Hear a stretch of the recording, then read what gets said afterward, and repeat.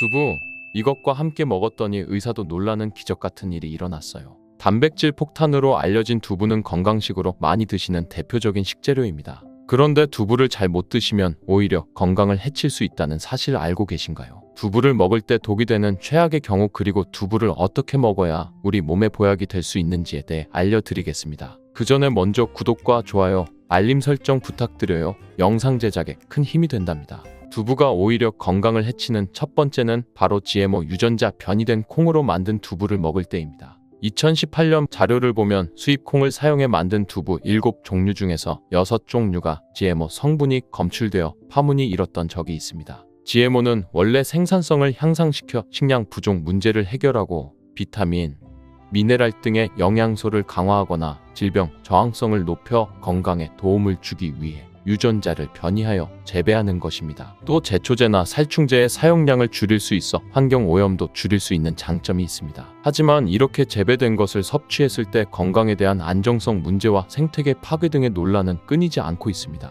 우리나라에서는 GMO 재배를 법으로 금지하고 있으며 많은 나라들이 GMO의 수입과 생산을 규제하고 있습니다. GMO 식품을 꾸준히 섭취할 경우 건강에 문제가 생길 수 있는데요. 2년 동안 실험 쥐 200마리에게 GMO 옥수수를 먹인 실험 결과 20%의 쥐에서 종양이 발생했고 종양의 크기도 컸는데요. 종양의 크기가 탁구공만큼 크게 자란 쥐도 발견되었는데 쥐 전체 몸무게의 4분의 1에 해당하는 무게였다고 합니다. GMO 표기가 의무이기 때문에 GMO 표기가 없는 식품을 사 먹으면 되지만 문제는 식품을 몇 차례 가공 과정을 거쳐 GMO의 DNA나 단백질이 남아있지 않은 식품은 GMO 표기를 하지 않아도 된다는 규정이 있기 때문에 소비자로서는 불안할 수밖에 없는데요. 따라서 두부를 구매하실 때 원료가 수입산이 아닌 국내산 콩으로 만든 두부를 사드시길 바랍니다.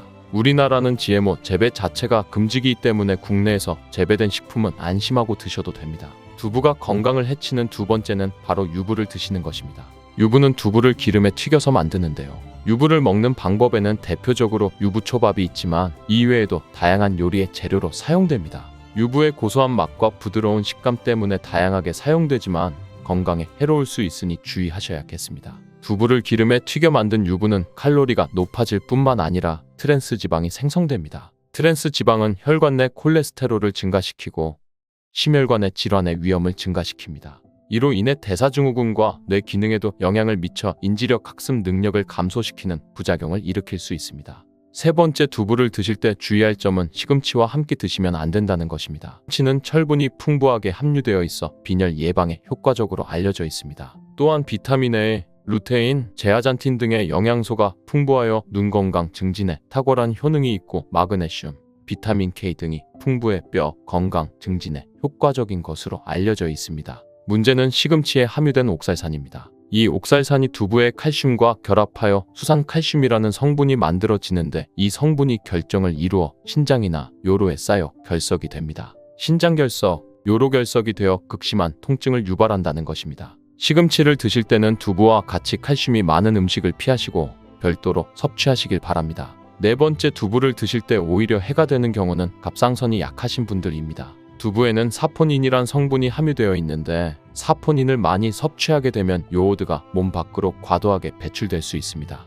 요오드는 갑상선 호르몬의 합성과 조절을 돕는 아주 중요한 성분인데요. 요오드가 부족하게 되면 갑상선 호르몬인 티록신의 생성이 부족하게 되어 갑상선의 기능을 제대로 하지 못하는 상황이 발생할 수 있습니다. 이렇게 되면 갑상선 저하증이 생길 수 있고 무기력해지고 피로가 회복이 잘 안 되며 우울증, 부종, 집중력 저하 등의 다양한 증상을 야기할 수 있습니다. 갑상선에 문제가 없는 분이라면 두부를 많이 드셔도 문제가 되지 않지만 이미 갑상선이 약하신 분들에게는 안 좋은 영향을 줄 수 있는 것입니다. 그렇다면 두부는 어떻게 드셔야 두부의 효능을 최대한 높일 수 있는지 알려드리겠습니다. 두부는 기본적으로 단백질이 풍부한데 이뿐 아니라 리놀렌산, 레시틴, 피토스테롤 등의 성분이 풍부해 몸 안에 콜레스테롤 수치를 낮춰주고 혈액순환을 원활하게 하여 동맥경화, 심근경색, 뇌출혈 등의 심혈관 질환을 예방할 수 있습니다. 두부는 체력과 근력을 유지하는 데 큰 도움을 주는데요. 바로 두부의 풍부한 단백질 때문이지요. 근육은 매일 일정량이 새로운 근육으로 대체되기 때문에 매일 단백질을 공급해줘야 하는데요. 우리 몸에 단백질을 공급해주기 위해 정말 유용한 음식이 두부인 것이지요. 또한 두부에는 콜린이 풍부한데 콜린은 알츠하이머성 치매를 예방하는 데 탁월한 효능을 발휘하게 됩니다. 두부는 또한 탈모 예방에도 도움이 되는데요. 머리카락의 원료인 단백질을 보충하는 데 도움이 될 뿐만 아니라 이소플라본이 풍부해 남성 호르몬을 조절해줍니다. 따라서 호르몬 성탈모 예방에 도움을 줄 수 있는 것입니다. 또한 두부는 건강하게 장수하는 데 도움이 되는데요. 많은 과학자들의 연구 결과 건강하게 장수한 사람들의 특징이 식물성 단백질을 꾸준히 섭취했다는 사실을 발견했고, 동물성 단백질을 식물성 단백질로 바꿔 섭취했을 때 사망의 위험성이 낮아진다는 연구 결과도 있습니다. 이러한 효능이 극대화가 되려면 소화 흡수가 잘 되어야겠지요. 두부 중 소화 흡수가 가장 잘 되는 것이 바로 순두부입니다. 순두부는 일반 두부와 마찬가지로 비질을 분리한 콩물에 응고력이 약한 응고제를 넣어 만든 것인데요. 그렇기에 훨씬 부드럽고 소화 흡수가 잘 되는 형태가 되는 것입니다. 하지만 단점은 일반 두부보다 단백질,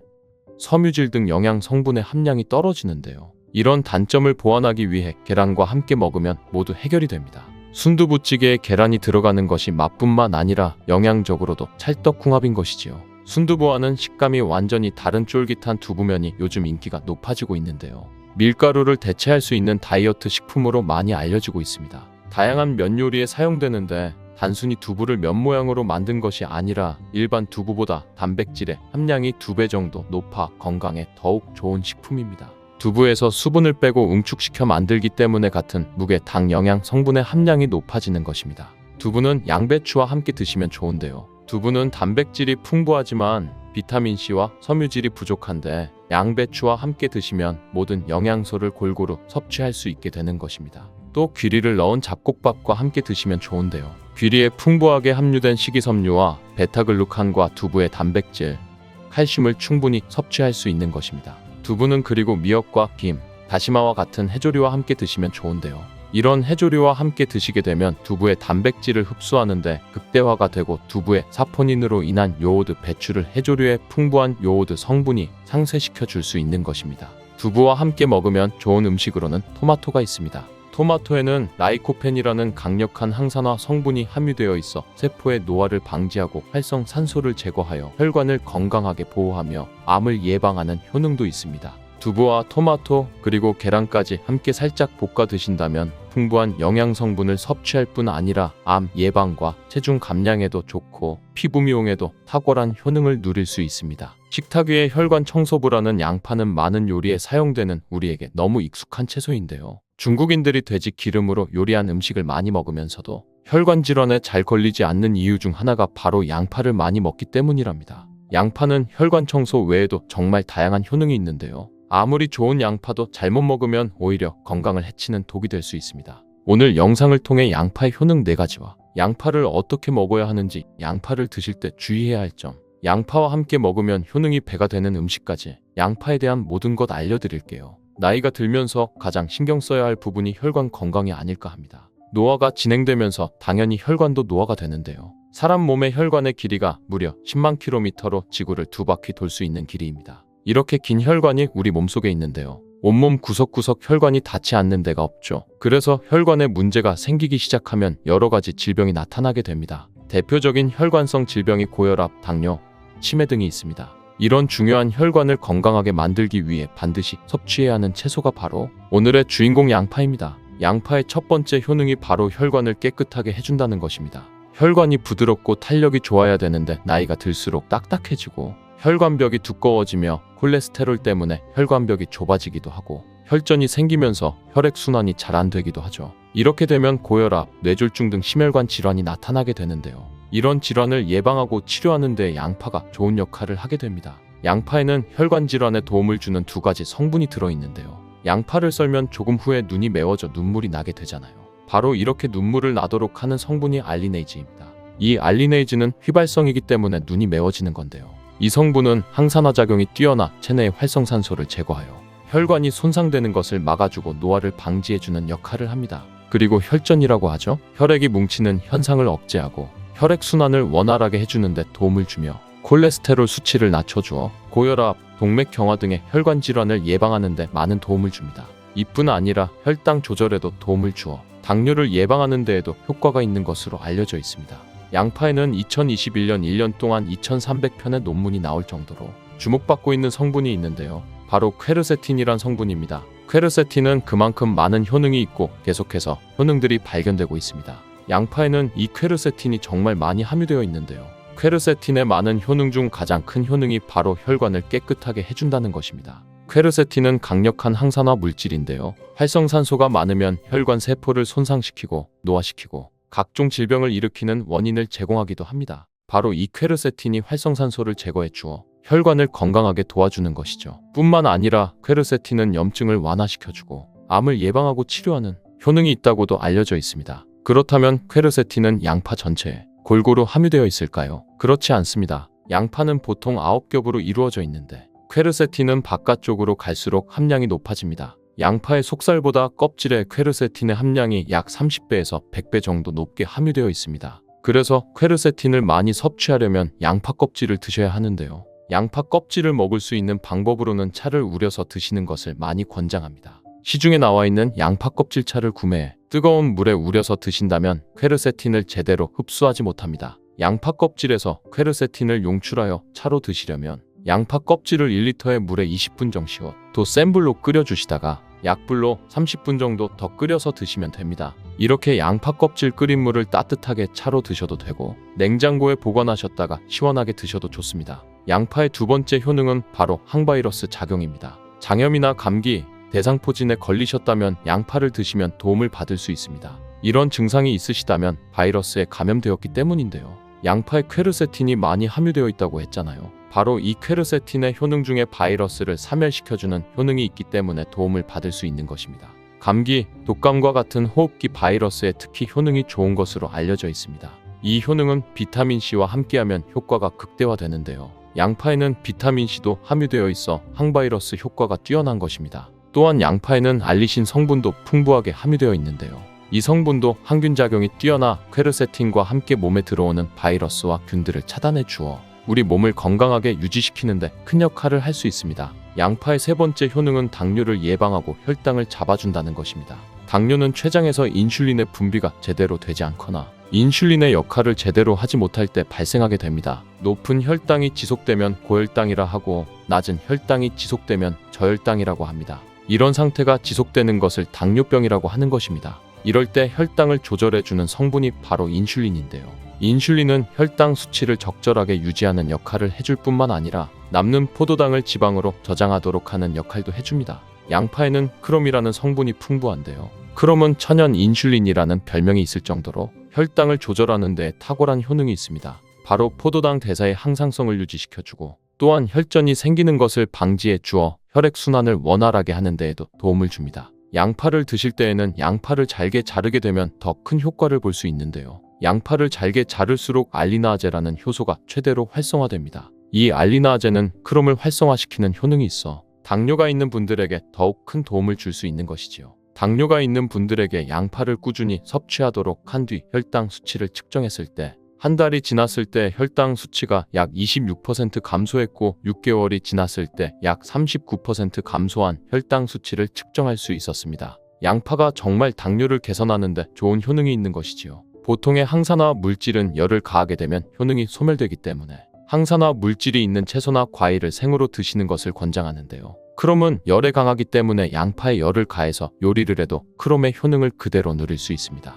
양파의 네 번째 효능은 항알레르기 효과가 있다는 것입니다. 아토피, 천식, 비염 같은 알레르기가 있는 분들에게 양파가 도움을 줄 수 있습니다. 알레르기의 증상으로는 재채기, 콧물, 코막힘 증상이 있고 피부에 발진, 가려움증이 나타나기도 하는데요. 이런 증상을 일으키는 원인이 몸 안에서 히스타민의 분비가 일어나기 때문인데요. 양파를 드시면 이 히스타민의 분비를 억제하여 알레르기 반응을 완화시켜 줄 수 있는 것입니다. 이런 여러 효능이 있는 양파는 함께 드실 때 효능이 배가 되어 보약이 되는 찰떡궁합의 식품들이 있는데요.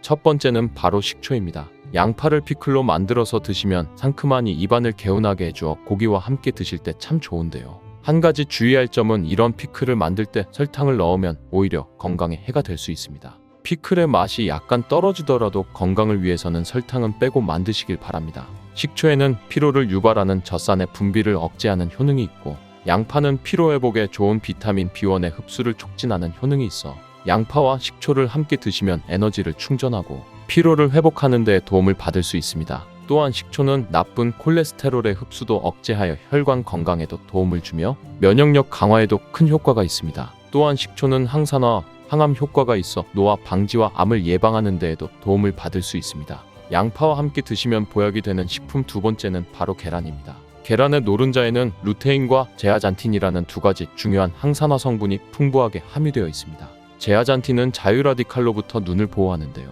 자유라디칼은 환경적 요인이나 노화, 스트레스 등으로 발생하여 세포를 손상시키는 것을 말합니다. 눈에 발생하게 되면 실명에 이를 수도 있습니다. 또한 계란에는 콜린이라는 성분이 함유되어 있는데 콜린은 대표적인 뇌 건강을 좋게 하는 물질입니다. 아세틸콜린이라는 신경전달 물질을 만드는데 콜린이 작용하는데요. 이 아세틸콜린이 부족하게 되면 기억력 저하와 학습 능력 감소, 나아가 치매를 일으킬 수도 있는 것입니다. 양파의 퀘르세틴과 알리나아제 성분으로 혈관을 깨끗하게 하고 활성산소를 제거하여 혈관세포의 손상을 막아주는 효과와 계란의 콜린의 효능이 만나 뇌혈관을 건강하게 하고 뇌신경을 활발하게 하여 치매 예방에 정말 좋은 음식이 되는 것이지요. 양파와 함께 드시면 보약이 되는 식품 세 번째는 마늘입니다. 마늘에는 알싸한 매운맛을 내는 알리신 성분이 있는데요. 이 성분이 혈중 지지를 낮춰 콜레스테롤과 중성지방을 낮추는데 효과적인 성분입니다. 이를 통해 동맥경화를 방지하는 데 도움을 주어 심혈관 질환을 예방하는 데 아주 좋은 성분인 것입니다. 또한 항산화 성분인 폴리페놀이 풍부하여 콜레스테롤이 산화되는 것을 막아 나쁜 콜레스테롤이 만들어지는 것을 방지해 줍니다. 또한 마늘은 미국 국립암연구소가 선정한 48가지 항암식품에 들어가는데요. 마늘에 함유된 알리신과 유황화합물 그리고 셀레늄이 바로 항암 효과를 나타냅니다. 이 성분들이 암세포의 성장을 억제하는 데 탁월한 효과가 있고 면역력도 강화해 주어 암을 예방하는 데 도움을 주는 것입니다. 특히 소화기계통의 암 종류에 대해 50%에서 70% 정도의 억제율을 보인다고 알려져 있습니다. 이런 효과들이 양파와 만나면 양파의 효능과 마늘의 효능이 극대화되어 암 예방, 혈관 건강에 아주 좋은 음식이 될 수 있습니다. 양파와 함께 드시면 보약이 되는 식품 네 번째는 브로콜리입니다. 브로콜리에는 설포라판과 인돌 화합물이 풍부하게 함유되어 있는데요. 이 성분들이 암세포의 성장을 억제하고 암을 예방하는 데 뛰어난 효능이 있는 항암 성분입니다. 또한 비타민C, 베타카로틴 등의 항산화 물질이 풍부하게 함유되어 있어 체내의 활성산소를 제거하고 노화를 방지하는 데에도 효과적입니다. 또한 비타민 A가 풍부하게 함유되어 있어 눈의 피로를 해소하고 시력을 보호하는 데에도 도움을 주며 풍부한 식이섬유가 있어 장운동을 촉진하고 배변 활동을 원활하게 해주어 장 건강에도 도움을 줍니다. 철분도 풍부하게 함유하고 있어 빈혈을 예방하는 데에도 효과적입니다. 브로콜리에는 바이러스에 대한 저항력을 높여주는 인터페론의 분비를 촉진하는 성분이 함유되어 있는데요. 이러한 브로콜리의 좋은 효능은 양파와 함께 드시면 효과가 극대화되어 우리 몸에 정말 좋은 식품이 되는 것입니다. 양파와 함께 드시면 보약이 되는 식품 네 번째는 오메가3 지방산이 풍부한 들기름입니다. 들기름은 오메가3 지방산이 풍부하여 뇌신경을 보호하고 염증을 감소시켜주는 효능이 있습니다. 또한 알파리놀렌산이 풍부한데 이 성분이 우리 몸에 흡수될 때 DHA로 전환되어 기억력을 강화시키고 학습 능력 또한 향상시켜주는 효능이 있습니다. 오메가3가 풍부한 등푸른 생선을 섭취해도 같은 효능을 누릴 수 있는데요. 양파와 들기름, 꽁치, 고등어 같은 등푸른 생선을 드셔도 뇌 건강에 많은 도움을 받을 수 있는 것입니다. 이렇게 몸에 좋은 양파도 드실 때 주의하셔야 하는 분들이 있는데요. 첫 번째로 동맥경화를 치료하는 와파린 나트륨 성분의 항응혈제를 드시는 분들입니다. 혈전 형성을 방지하는 약과 혈액을 묽게 하는 양파를 같이 드시면 출혈의 위험이 있으니 주의하시기 바랍니다. 두 번째, 소화불량이 있으면서 가스가 잘 차는 분들은 양파를 많이 드시면 안 됩니다. 양파가 장 건강에 도움이 된다고 해서 양파를 드셨는데 오히려 가스가 차고 속이 불편하신 분들이 있지요. 이런 분들은 양파 드실 때 주의하셔서 조금만 드시기 바랍니다. 체질적으로 양파와 맞지 않는 분들입니다. 세 번째, 간이 약한 분들입니다. 이런 분들이 양파 좋다고 양파를 많이 드시면 오히려 간에 부담이 될 수 있습니다. 간 건강을 해칠 수 있는 것이죠. 네 번째, 양파를 드시면 혀에 백태가 끼고 기미가 올라오는 것이 발견되시면 양파를 드시지 않는 것이 좋습니다. 그리고 다섯 번째, 정말 중요한 내용인데요. 건강에 좋다고 양파쯤 내려 드시는 분들 많이 계시지요. 그런데 혈당 관리를 해야 하는 당뇨병이 있는 분들과 신장이 안 좋은 분들은 절대 양파즙 드시면 안 됩니다. 왜냐하면 양파를 즙을 내게 되면 농축이 되어 당도가 올라갑니다. 그리고 즙 상태로 드시면 흡수가 빨라 혈당이 급격하게 올라가게 됩니다. 또 양파즙에는 칼륨의 함량이 높은데요. 당뇨 환자뿐 아니라 신장이 안 좋은 분들이 양파즙을 마시면 이 칼륨이 신장에 무리를 주어 건강이 더욱 악화될 수 있습니다. 칼륨 배출이 잘 되지 않아 몸에 쌓이게 되면 심장에까지도 무리를 주게 되고 심하면 돌연사의 원인이 될 수도 있습니다. 계란과 무심코 먹은 이것 정말 최악이에요. 반드시 피해야 해요. 매일 아침 쉽고 편하게 접할 수 있는 계란 다들 좋아하시나요? 저는 계란이 맛있고 먹기도 편해서 자주 먹는데요. 하지만 무작정 많이 드시면 건강을 해칠 수 있습니다. 그래서 계란에 대한 잘 몰랐던 효능과 계란과 같이 먹으면 효과 300% 내는 음식, 그리고 계란과 같이 먹으면 궁합이 최악인 음식까지 알아볼 텐데요. 영상을 끝까지 보시면 계란을 정말 건강하게 먹는 방법을 배울 수 있을 거예요. 그 전에 먼저 구독과 좋아요, 알림 설정 부탁드려요. 영상 제작에 큰 힘이 된답니다. 계란은 우리 식탁에서 빠질 수 없는 음식이니 주변 분들에게 전달해 주셔서 함께 건강했으면 좋겠습니다. 계란의 주성분으로는 단백질, 비타민, 미네랄 등 다양한 영양소가 풍부하게 들어있어서 우리 식단에서 중요한 역할을 합니다. 그리고 계란의 구조는 크게 껍질, 흰자, 노른자로 나눌 수 있는데요. 껍질은 칼슘 카보네이트로 구성되어 있어서 단단하고 껍질 안쪽에는 공기가 들어있는 공기세포가 있습니다. 껍질 안쪽 흰자는 주로 단백질로 이루어져 있고 수분과 미네랄도 포함하고 있는데요. 흰자 안에 있는 노른자는 흰자보다 영양소가 풍부한 부분으로 단백질과 지방, 비타민, 미네랄 등이 함유되어 있습니다. 그렇다면 계란에는 어떤 효능이 있을까요? 지금부터 평소에 잘 알지 못했던 계란의 효능에 대해 자세하게 알아보겠습니다. 계란의 효능 첫 번째는 바로 최고의 단백질 공급원입니다. 단백질은 우리 몸의 중요한 구성 요소로 근육, 피부, 뼈, 헤어, 손톱 등의 형성에 필요하며 효소, 호르몬, 항체 등의 생산에도 중요한 역할을 합니다. 또한 우리 몸의 세포를 수리하고 성장하고 에너지를 공급하는 데 필요한 영양소 중 하나인데요. 단백질은 아미노산이라는 작은 단위로 분해되어 몸에 흡수됩니다. 이 중에서 몸이 스스로 생성할 수 없는 필수 아미노산 9가지는 반드시 식품을 통해 섭취해야 합니다. 계란은 이 필수 아미노산 9가지를 모두 함유하고 있어서 완전한 단백질이라고 불립니다. 특히 단백질은 우리 몸의 근육을 구성하는 중요한 요소인데요. 근육은 운동과 일상생활을 할 때 사용되는 에너지를 공급하므로 단백질 섭취는 근육의 구성과 유지 그리고 회복에 필수적이라고 할 수 있죠. 근데 몸이 한 번에 단백질을 많이 저장할 수 없어서 꾸준하고 적절한 양의 단백질 섭취가 필요합니다. 그래서 일일 권장량을 참고하여 균형 잡힌 식단을 섭취하는 것이 중요합니다. 그렇다면 계란은 하루에 몇 개가 좋을까요? 계란의 일일 권장량은 개인의 신체 상태, 연령, 성별, 활동량 등에 따라 다르지만 일반적으로 성인의 경우 하루에 하나에서 2개를 권장하는 것이 일반적입니다. 단, 이는 균형 잡힌 식단 내에서의 권장량이며 계란 외에도 다양한 영양소를 섭취할 수 있는 다른 식품들도 함께 섭취해야 합니다. 또한 계란 노른자에는 콜레스테롤이 많이 함유되어 있는데요. 콜레스테롤 수치에 문제가 있는 사람이나 특정 질환을 가진 사람은 의사의 지시에 따라 섭취량을 조절해야 합니다. 계란의 효능 두 번째는 눈 건강에 좋다는 건데요. 계란의 노른자 부분에는 루테인과 제아잔틴이라는 2가지 중요한 항산화 성분이 풍부하게 들어있습니다.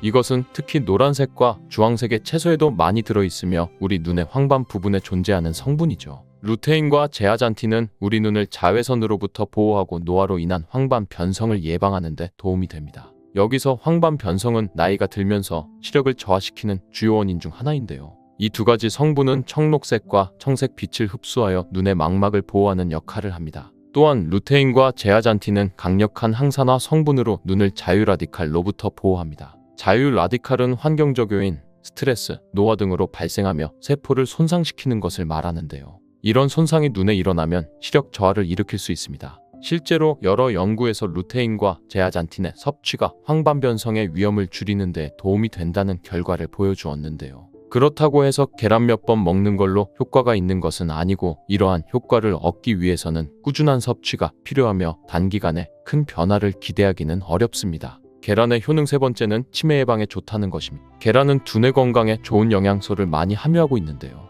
특히 콜린이라는 영양소가 두뇌 건강에 중요한 역할을 합니다. 콜린은 우리 몸에서 아세틸콜린이라는 신경전달 물질을 생성하는 데 필요한 영양소인데 아세틸콜린은 뇌에서 정보를 전달하는 데 중요하다는 거죠. 이러한 콜린의 부족은 기억력 저하와 학습 능력 감소를 일으킬 수 있는데요. 그런 콜린은 우리 몸의 DNA 합성에도 필요한 영양소로서 뇌세포의 정상적인 성장과 기능을 유지하는 데 중요합니다. 이렇게 좋은 콜린 성분이 계란 하나에는 약 100mg이 함유되어 있어 콜린의 주요한 식품 원료 중 하나입니다. 특히 임산부와 수유 중인 여성, 그리고 성장기에 있는 어린이들은 뇌 발달에 필요한 콜린을 충분히 섭취해야 합니다. 연세가 있으신 분들은 당연히 이 콜린 성분을 꾸준히 섭취하는 게 치매를 예방하는 데 많은 도움이 되겠죠. 그러나 콜린만으로 두뇌 건강을 유지하는 것은 아니며 균형 잡힌 식단과 건강한 생활 습관이 함께 필요합니다. 계란의 효능 네 번째는 뼈의 건강에 무척 좋습니다. 계란은 뼈 건강을 유지하는 데 도움이 되는 여러 가지 영양소를 함유하고 있는데요. 특히 비타민 D와 칼슘이 많이 들어 있습니다. 계란의 노른자 부분에는 비타민 D가 함유되어 있는데 이 비타민 D는 칼슘과 인의 흡수를 돕고 이들을 이용해 뼈를 건강하게 유지하는 데 필요합니다. 만약 비타민 D가 부족하면 뼈 약화와 함께 골다공증의 위험을 높일 수 있겠죠. 또한 계란 껍질에는 칼슘이 풍부하게 들어있는데요. 칼슘은 우리 뼈를 구성하는 데 필수적인 미네랄입니다. 또한 신경 전달, 혈액응고, 근육 수축 등의 몸의 다른 중요한 기능에도 중요한 역할을 하고 있죠. 그리고 계란에는 고품질의 단백질이 풍부하게 들어있는데요. 프로틴이라고 불리는 이 단백질은 뼈 조직을 구축하고 수리하는 데에 필요하며 뼈의 강도를 유지하는 데도 도움을 줍니다. 계란의 효능 다섯 번째는 혈압 조절에 도움이 된다는 것입니다. 계란은 혈압 조절에 도움이 될 수 있는 성분들을 함유하고 있는데요. 특히 펩타이드가 그러한 역할을 합니다. 펩타이드가 뭐냐면 계란의 단백질이 소화 과정에서 분해되면 펩타이드라는 작은 단위로 변하는데요. 특히 계란의 펩타이드 중 일부는 혈압을 낮추는 효과가 있다는 연구 결과가 있습니다. 이 펩타이드들은 혈관을 확장시키는 효과를 가지며 이를 통해 혈압을 낮추는 역할을 하는 거죠. 또한 계란은 고단백 식품으로 단백질 섭취는 혈압 조절에 도움이 될 수 있습니다. 단백질은 혈압을 유지하는 데 필요한 신체의 여러 기능을 지원하는데 여기서 오해하고 계시는 부분은 계란에는 콜레스테롤이 많이 들어있지만 대부분의 사람들에게서는 계란에 있는 콜레스테롤이 섭취가 혈압에 그렇게 큰 영향을 미치지는 않습니다. 실제로 콜레스테롤 섭취와 고혈압 사이의 관계는 아직 명확히 밝혀지지 않았습니다. 이렇게 효능이 좋은 계란도 어떤 것과 먹는지에 따라 효과가 엄청나게 많이 차이 나는데요. 지금부터 계란과 함께 먹으면 효과를 300% 극대화시키는 음식 3가지 알아보겠습니다. 계란과 함께 먹으면 좋은 음식 첫 번째는 토마토입니다. 아시다시피 토마토와 계란을 함께 먹는 것은 각각의 영양소 흡수를 극대화하는 효과가 있습니다. 그렇다면 토마토와 계란은 왜 같이 먹으면 효과가 극대화될까요? 토마토는 항산화 성분인 리코펜이 풍부하게 들어있는데요. 리코펜이라는 성분은 강력한 항산화 효과를 가지고 있어 세포를 손상시키는 자유라디칼로부터 우리 몸을 보호하는 데 도움이 되고 특히 리코펜은 심장질환과 특정 종류의 암 예방에 도움이 될 수 있습니다. 근데 여기서 중요한 게 이 리코펜은 지방과 함께 섭취되어야 체내에서 잘 흡수된다는 겁니다. 계란의 경우 노른자 부분에 건강에 좋은 지방이 들어있습니다. 이 지방은 리코펜의 흡수를 촉진하므로 토마토와 계란을 함께 섭취하면 리코펜의 효과를 극대화시킬 수 있는 거죠. 이것뿐만이 아니라 계란의 단백질과 토마토의 비타민C는 서로 상호작용하여 체내에서의 흡수를 높여주며 이로 인해 면역력 증진과 피부 건강에도 도움이 됩니다. 같이 안 먹을 이유가 없겠죠? 근데 요즘 토마토 중에서 스테비아 토마토라고 들어보셨나요? 이게 뭐냐면 토마토에 스테비아라는 식물의 천연 원료를 첨가시켜서 맛이 정말 좋은 방울토마토인데요. 설탕보다 200배 이상 달지만 당은 흡수가 안 되어 당 걱정 없이 먹을 수 있는 스테비아를 첨가시킨 토마토랍니다. 일반인뿐 아니라 당 지수가 높거나 당뇨가 있으신 분들도 걱정 없이 드실 수 있는 방울토마토입니다. 계란과 함께 먹으면 좋은 음식 두 번째는 시금치입니다. 시금치 좋아하시죠? 건강에 좋은 음식인 건 당연히 아실 거고요. 근데 계란과 같이 먹으면 계란의 비타민 B12와 시금치의 철분이 서로 상호작용하여 체내에서 더 잘 흡수되고요. 철분과 비타민 B12는 함께 작용하여 빈혈을 예방하고 적혈구생성을 돕는 역할을 합니다. 그리고 시금치에는 지용성 비타민인 비타민 A, K, E가 들어있습니다. 이러한 비타민들은 지방과 함께 섭취되어야 체내에서 잘 흡수되는데요. 계란의 노른자 부분에는 건강에 좋은 지방이 풍부하게 들어있어서 이 지방이 토마토와 마찬가지로 시금치의 지용성 비타민 흡수를 돕습니다. 또한 계란은 고단백 식품이며 시금치는 식이섬유가 풍부합니다. 이 두 성분이 함께 섭취되면 포만감을 높여주고 소화 기능을 개선하는 데 도움이 됩니다. 계란과 함께 먹으면 좋은 음식 세 번째는 잣, 호두 같은 견과류입니다. 단백질과 건강한 지방의 조합이라고 생각하시면 되는데요. 잣과 호두 같은 견과류는 건강에 좋은 지방, 특히 오메가3 지방산이 풍부합니다. 또한 계란의 단백질은 근육 건강에 필수적이며 오메가3 지방산은 심장 건강에 좋습니다. 그렇다면 이 두 성분이 함께 섭취되면 어떨까요? 바로 체내의 신체 기능을 개선하고 심장 질환의 위험을 줄이는 데 도움이 되는 시너지 효과가 극대화되는 것이죠. 또한 견과류에는 비타민 E가 풍부하게 들어있는데 이 비타민은 강력한 항산화제로 세포를 자유라디칼로부터 보호하는 데 중요한 역할을 합니다. 계란의 노른자 부분에는 비타민 E의 흡수를 돕는 지방이 들어있고요. 따라서 견과류의 건강한 지방과 식이섬유 그리고 계란의 단백질은 함께 섭취되었을 때 더욱 높은 포만감을 줄 수 있습니다. 이는 식사 후에 과식을 방지하고 체중 관리, 특히 다이어트에도 도움이 많이 되는 거죠. 근데 여기서 꼭 알아야 하실 것이 있습니다. 이렇게 좋은 계란도 같이 먹으면 최악인 음식도 있다는 것인데요. 평소에 무심코 같이 먹던 음식이니 꼭 확인하시는 게 좋을 거예요. 계란과 같이 먹으면 독이 되는 음식 첫 번째는 소금입니다. 정말 의외 아닌가요? 계란 후라이나 계란찜 드실 때 꼭 넣는 게 소금인데 이게 안 좋다니 놀라셨죠? 계란은 자체적으로 적절한 양의 나트륨을 함유하고 있습니다. 그렇기 때문에 계란에 추가적으로 소금을 첨가하면 나트륨 섭취량이 증가하게 되고 이는 건강에 부정적인 영향을 미칠 수 있는 것이죠. 나트륨은 체내에서 수분 균형 유지에 신경 및 근육 기능 유지 등의 중요한 역할을 하지만 과다한 섭취는 혈압을 높여 고혈압을 유발하거나 심장질환과 신장질환의 위험을 증가시킬 수 있습니다. 특히 고혈압은 심장 및 혈관에 지속적인 압력을 가하며 이는 심장질환과 뇌졸중 등의 심각한 건강 문제를 일으킬 수 있는데요. 또한 과다한 나트륨 섭취는 신장에 부담을 주어 신장 기능을 저하시키고 신장질환을 유발할 수 있습니다. 따라서 계란을 포함한 모든 음식을 섭취할 때는 나트륨 섭취량을 주의하시고 가능하면 소금은 적게 사용하거나 사용하지 않는 것이 좋습니다. 우리가 평소에 먹는 음식들에 은근히 나트륨 함량이 많이 있으니 계란 드실 때만이라도 소금을 넣지 말고 드시는 것을 추천드립니다. 계란과 같이 먹으면 독이 되는 음식 두 번째는 녹차나 홍차입니다. 녹차와 홍차에는 탄닌이라는 성분이 들어있는데요. 탄닌은 식품의 맛을 쓰게 만드는 성질이 있으며 단백질과 결합하여 몸이 단백질을 흡수하는 것을 방해할 수 있습니다. 계란은 단백질이 풍부한 식품이기 때문에 계란과 녹차나 홍차를 함께 섭취하면 단백질의 흡수가 방해될 수 있습니다. 또한 탄닌은 철분의 흡수를 방해하는 성질도 있습니다. 계란에는 철분이 들어있으므로 계란과 녹차나 홍차를 함께 섭취하면 철분의 흡수가 방해될 수 있습니다. 이는 특히 철분 섭취가 중요한 임산부나 빈혈이 있는 사람들에게는 더욱 주의해야 할 사항입니다. 계란과 같이 먹으면 독이 되는 음식 세 번째는 우유입니다.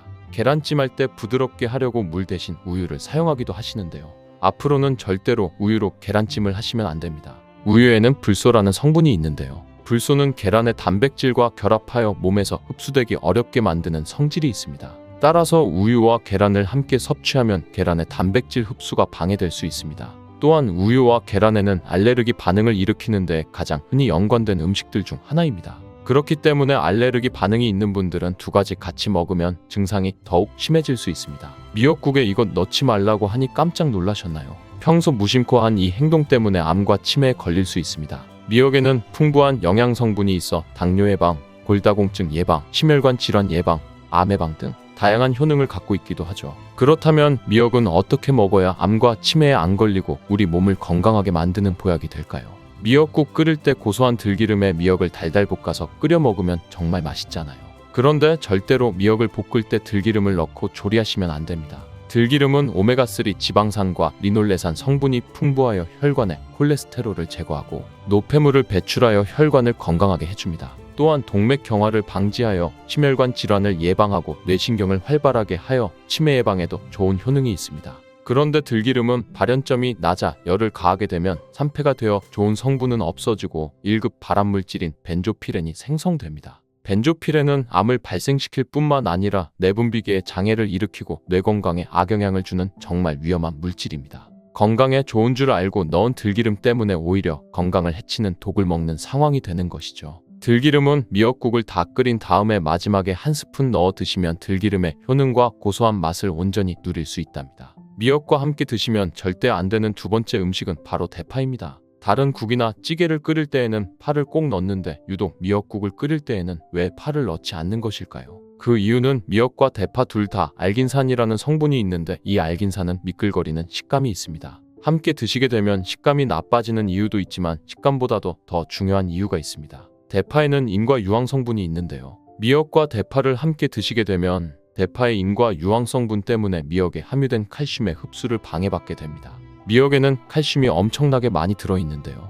미역에 함유된 칼슘의 함량은 100g당 약 960mg이고요. 우유에 함유된 칼슘의 함량은 100g당 약 105mg입니다. 미역에 함유된 칼슘의 함량은 우유보다 9배 정도나 더 많다는 것이지요. 하루 칼슘의 권장 섭취량이 1000mg인데요. 미역국을 한 그릇만 드셔도 충분히 섭취하실 수 있는 양입니다. 우유를 소화 못 시키시는 분들이 칼슘을 섭취하기 위해서는 미역이 정말 좋은 식품이 되는 것이죠. 이렇게 많은 칼슘은 우리 몸의 뼈를 튼튼하게 해주고 골다공증 예방에 도움을 주는데요. 이 골다공증 예방은 50대 이후의 여성분들에게는 정말 중요한 효능입니다. 골다공증으로 인해 골반뼈가 골절이 될 경우 65세 이상은 30%가 1년 내에 사망하고 80세 이상은 50%가 2개월 내에 사망을 할 수 있다는 통계가 있습니다. 나이가 들어갈수록 미역을 충분히 섭취하시는 것을 추천드립니다. 이런 칼슘 보충에 정말 중요한 미역을 대파와 함께 드신다면 칼슘 흡수가 제대로 되지 않는 것이죠. 미역의 미끌미끌한 성분이 알긴산이라고 했잖아요. 이 알긴산도 우리 몸에 정말 중요한 역할을 해줍니다. 바로 알긴산은 다른 물질을 흡착하는 성질이 있어 혈관 내에 나쁜 콜레스테롤을 흡착하여 배출을 도와줍니다.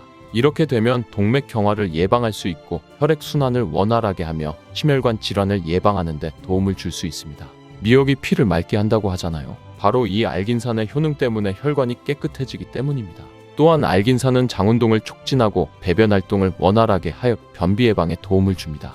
이는 미역의 풍부한 식이섬유와 함께 장 건강에 도움을 주는 것이죠. 미역에 함유된 풍부한 식이섬유는 당뇨 예방에 탁월한 효능을 발휘하는데요. 국립보건원에서 장년층 7,400명을 대상으로 추적 조사를 했습니다. 해조류를 전혀 먹지 않은 사람과 매일 미역국 반그릇 이상의 해조류를 섭취한 사람의 당뇨병 발생 위험도를 조사했는데 하루에 미역국 반그릇 이상 먹는 사람이 해조류를 전혀 먹지 않는 사람에 비해 당뇨병 발생 위험도가 20%가 낮았습니다. 미역의 풍부한 식이섬유는 급격히 오르는 혈당을 막아주는데요. 식이섬유가 소화의 속도를 늦춰주고 인슐린의 분비를 조절해 주기 때문입니다. 식이섬유는 포만감을 높여주고 칼로리가 낮아 식사량을 조절하는 데 도움을 주고 체내의 노폐물과 독소를 배출하여 체중을 감량하는 데에도 도움을 주어 다이어트 식품으로도 많이 활용되고 있습니다. 미역국은 또 아이를 출산한 산모들이 반드시 먹는 음식인데요. 미역의 풍부한 요오드는 출산 후 늘어난 자궁을 수축시켜주는데 도움을 주며 모유가 잘 나오도록 도와줍니다.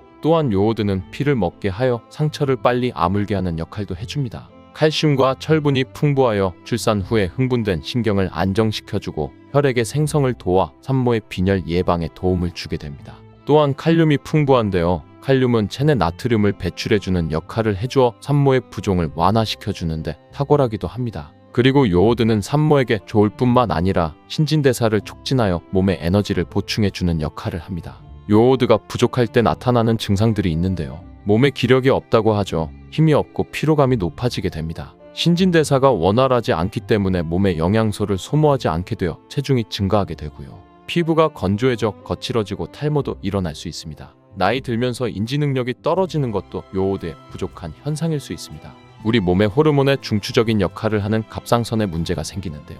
바로 갑상선 저하증이 생길 수 있습니다. 이러한 문제들을 미역을 섭취함으로 예방을 할 수 있는 것인데요. 요오드의 하루 권장 섭취량은 2.3mg입니다. 미역국 한 그릇에는 요오드가 약 1.1mg 정도 함유되어 있으니 미역국은 하루에 한두 그릇만 드시길 바랍니다. 요오드는 과하게 섭취하게 돼도 문제가 생기는데요.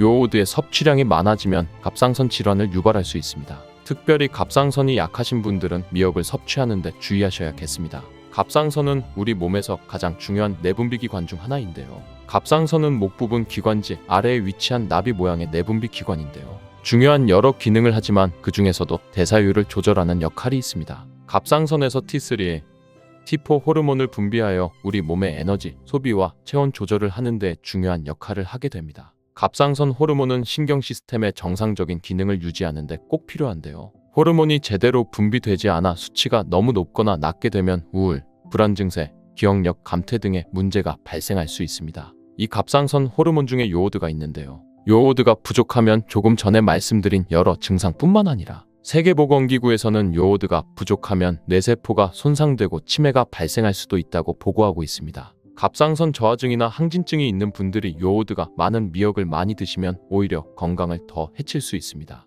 건강하신 분들은 미역을 많이 드셔도 호르몬 조절이 되어 문제가 없지만 갑상선에 문제가 있어 호르몬 조절이 잘 안 되는 분들은 이 요오드의 수치가 높아지게 되면 체내의 활성산소가 증가하게 되어 염증을 일으키고 갑상선염을 유발하고 심해지면 갑상선암으로 발전시킬 수도 있습니다. 따라서 갑상선에 문제가 있는 분들은 미역을 드실 때 주의하셔야 합니다. 날이 갈수록 암의 발병률이 높아지고 있어 암에 대한 관심도가 높아지는 것이 사실이죠. 미역에는 강력한 항암 효과가 있어 건강식품으로 아주 좋은데요. 미역에는 요오드, 식이섬유, 칼슘, 비타민 등 많은 영양소가 있다고 했잖아요.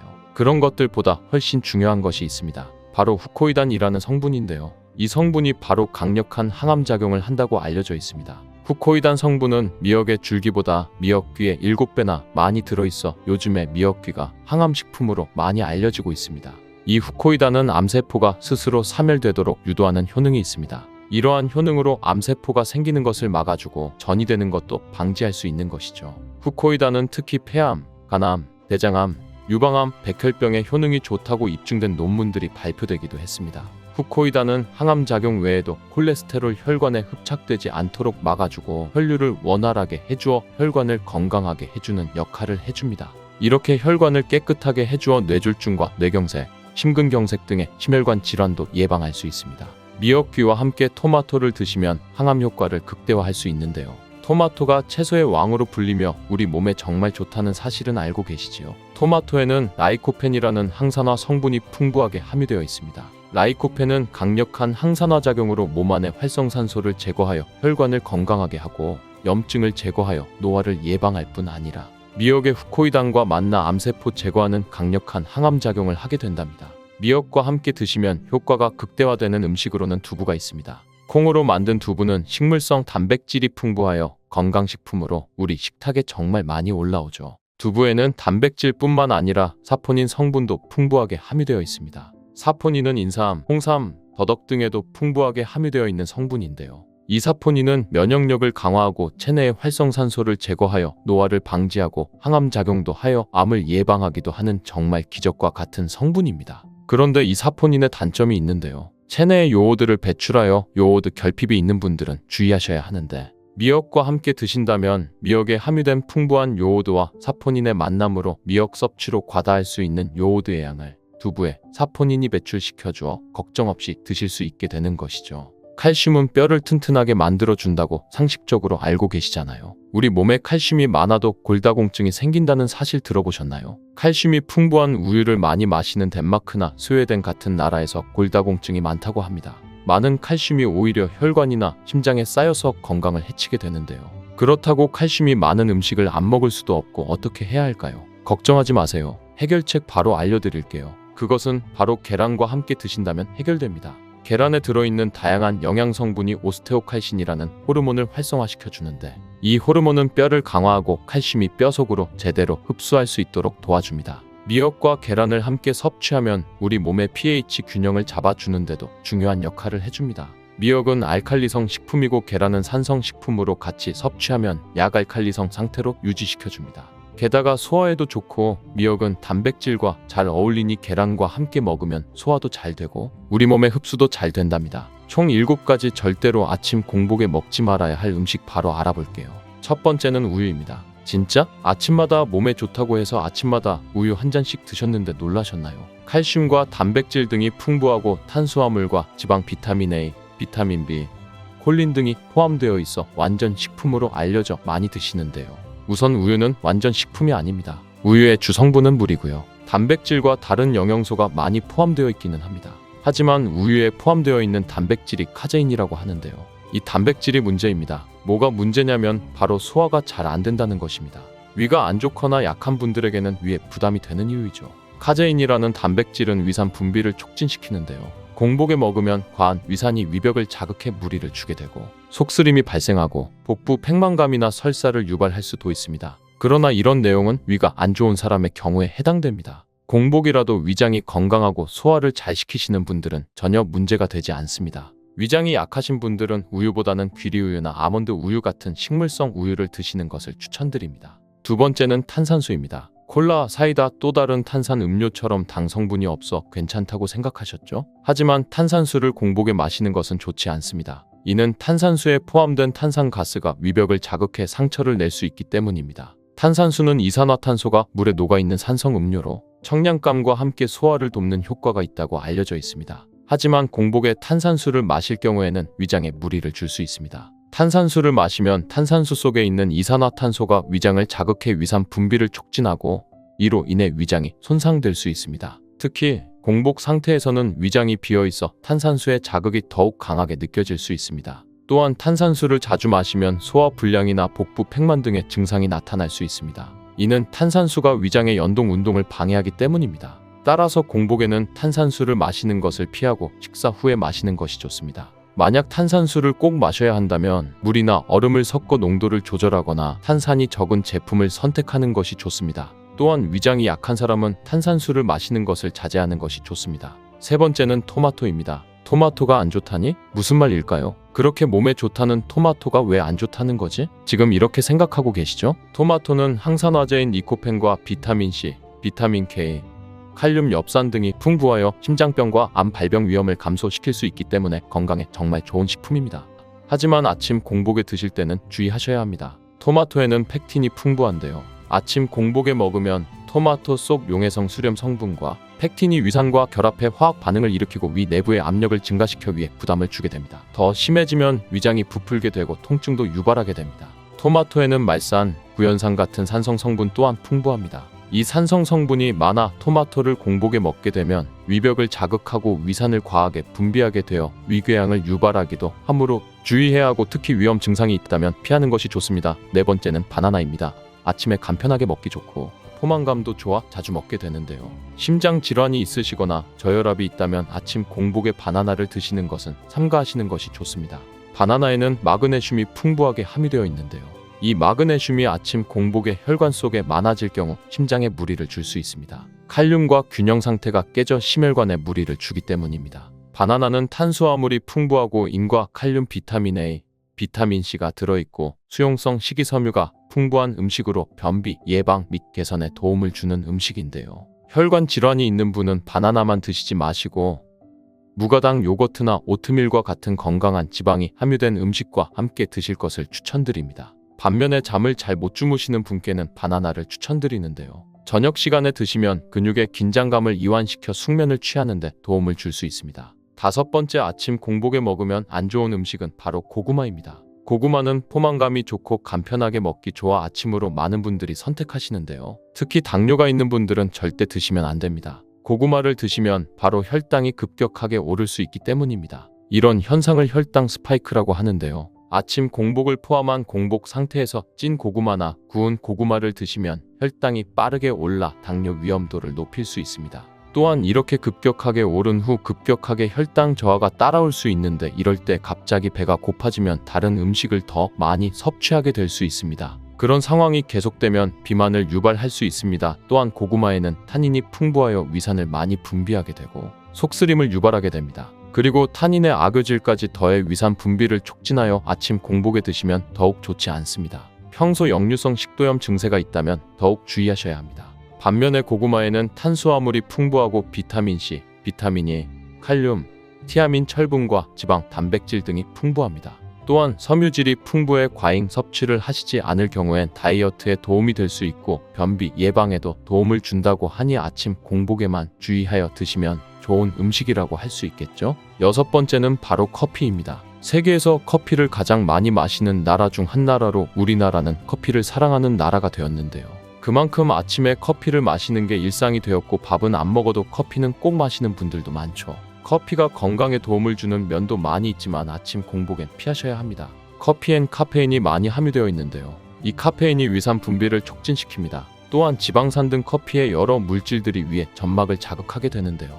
이로 인해 공복에 커피를 마시게 되면 위염과 위궤양, 과민성 대장 질환을 일으킬 수 있습니다. 아침에 몸을 깨우고 활력을 더해주는 기능뿐 아니라 공복에는 안 좋은 면도 있으니 반드시 아침 식사 후 30분에서 1시간이 지난 후에 커피를 드시기 바랍니다.